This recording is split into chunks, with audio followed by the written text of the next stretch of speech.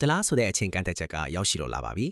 အချိန်မပြည့်ခင်တရက်အလိုညပါတော့ကျွန်တော်ဟာကုန်တင်ကားကြီးကိုမောင်းပြီးတိတ်တိတ်ဆိတ်ပဲအင်ကာနေထွက်လာခဲ့ပါတယ်ကျွန်တော်ရဲ့ပထမဆုံးဦးတည်ရာကတော့မြို့ဖင်ကဝေးလံတဲ့တောင်တန်းပေါ်မှာရှိတဲ့ကွင်းပင်ကျဲကြီးတစ်ခုစီကိုပါ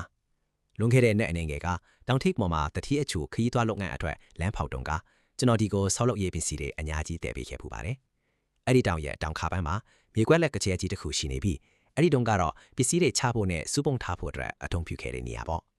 ဒီနေရာကလူသူအရန်ရှင်ပြီးမြစ်စချင်းနဲ့လဲကတ်လဲရှိနေတော့ရှင်တန်နီးထိုင်ဖို့အတွက်တကယ်ကိုတင်ကြိုတဲ့နေရာတစ်ခုပါပဲနောက်ပိုင်းမှာတော့ကက်ယောဂါကြောင့်ခရီးသွားလုပ်ငန်းတွေလည်းပျက်စီးသွားခဲ့ရပါတယ်မနေ့စောစောမှာတော့ကျွန်တော်တို့ဒီနေရာကိုရောက်လာခဲ့ကြပါတယ်ကားကိုတေချာရနာပြီးတာနဲ့ကားဘော်ကဆင်ပြီးတောင်းတင်းနေတဲ့ခန္ဓာကိုယ်ကိုအညာဝညာခွေလောက်အောင်အလွတ်လိုက်ပါတယ်ဝေါ်လီလို့ခေါ်တဲ့ဒီခွေးလေးကတော့စိတ်လှုပ်ရှားစွာနဲ့မြေကြီးကိုဟိုနန်းဒီနန်းလုံနေပါတော့တယ်တကယ်လို့ကဘာပြက်ကကြီးကတကယ်ရောက်လာခဲ့ရင်တော့ဒီမှာပဲခဏလောက်အနားယူပြင်ဆင်ရမှာပါ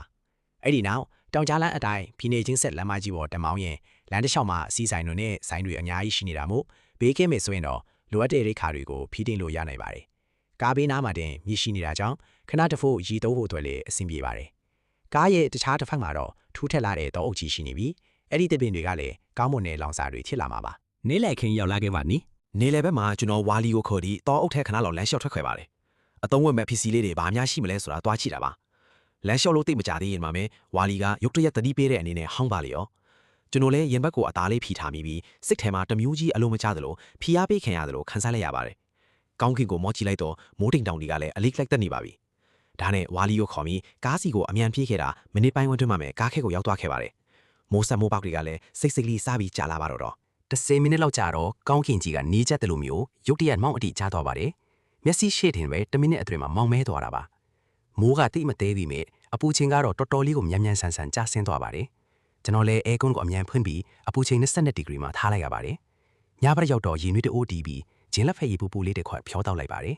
ဝါလီလီအတွက်လည်းပေါက်စီပူပူလေးကိုဖဲပြီးခွေးစားနဲ့ရောကျွေးလိုက်ပါတယ်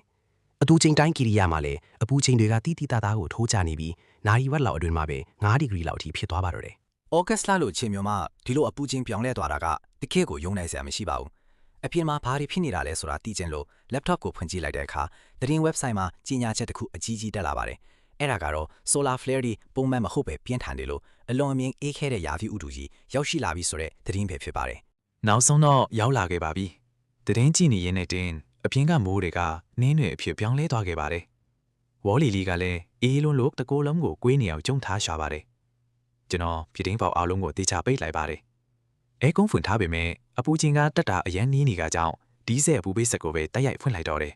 ။ကုန်းမြင့်ဒေသတွေမှာ